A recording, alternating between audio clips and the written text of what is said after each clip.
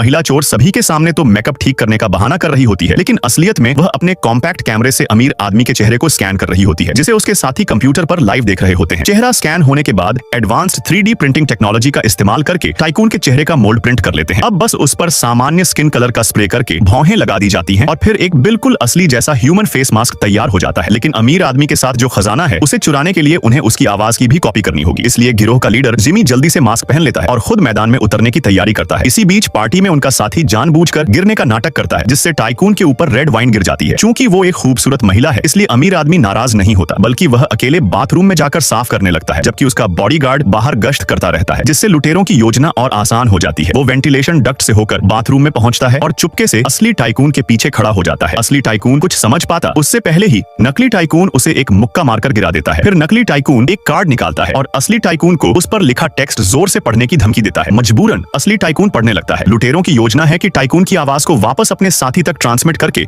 उसका क्लोन बनाकर जिमी के सीने पर लगे वॉइस मॉड्यूलेटर से कनेक्ट कर दे। दूसरी तरफ जोर की आवाज सुनकर बॉडीगार्ड बाथरूम की तरफ चल पड़ता है। साथ ही जल्दी से जिमी को पीछे हटने की सूचना देता है। अच्छा हुआ कि आवाज कलेक्ट हो चुकी थी, लेकिन उसे सफलतापूर्वक क्लोन करने में अभी थोड़ा समय लगेगा, इसलिए जिमी जल्दी से बाथरूम में मौजूद अपने साथी से मदद मांगता है। दोनों मिलकर बेहोश टाइकून को एक कोने में उठाकर ले जाते हैं। जिमी अपने सीने पर रेड पेंट स्प्रे कर लेता है। जैसे ही बॉडीगार्ड दरवाजा खोलता है, वो अपने कपड़े पोंछने का नाटक करता है। बॉडीगार्ड के सवालों का जवाब देने की हिम्मत नहीं होती, वो बस गले में तकलीफ होने का बहाना बनाकर खांसता रहता है। लेकिन इससे बॉडीगार्ड और ज्यादा चिंतित हो जाता है और अंदर आकर चेक करने पर जोर देने लगता है। अगर वो 2 कदम और आगे बढ़ता तो दरवाजे के पीछे छिपा साथी पकड़ा जाता। सौभाग्य से ठीक उसी क्रिटिकल मोमेंट पर एक साथी वॉइस कन्वर्जन पूरा कर देता है, जिससे वॉइस कन्वर्टर काम करने लगता है। मालिक की आवाज सुनकर बॉडीगार्ड को भी तसल्ली हो जाती है, लेकिन उससे पूरी तरह से पीछा छुड़ाने के लिए अभी भी पार्टी में मौजूद साथी की मदद चाहिए होती है। वो महिला एक सोशलाइट बनकर जिमी को डिनर पर इनवाइट करती है। ये टाइकून की प्राइवेट डेट होती है, इसलिए बॉडीगार्ड अब उसके साथ नहीं जा सकता। आखिरकार जिमी सोना लेकर अपनी साथी के साथ स्पोर्ट्स कार में सवार होकर वहां से निकल जाता है। क्या यह परफेक्ट प्लान था?